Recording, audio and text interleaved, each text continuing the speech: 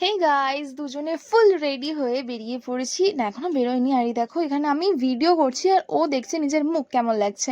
So বেরিয়ে পড়েছিলাম বৃষ্টিতে, মানে ওয়েদার খুব খারাপ, আকাশের অবস্থা দেখতেই পাচ্ছ কিরকম। সো সেই জন্য আমাদের যাওয়ার কথা ছিল অন্য এক জায়গায়, কিন্তু মানে চলে এলাম বহুদা স্কাই ক্যাফেতে, যেটা আমার বাড়ির একদমই কাছে সল্টলেকে। কিন্তু আমরা অন্য একটা জায়গায় গিয়েও ছিলাম, আর সেখানটা বন্ধ ছিল বৃষ্টির কারণে, প্রচণ্ড ঝড় বৃষ্টি হচ্ছিল।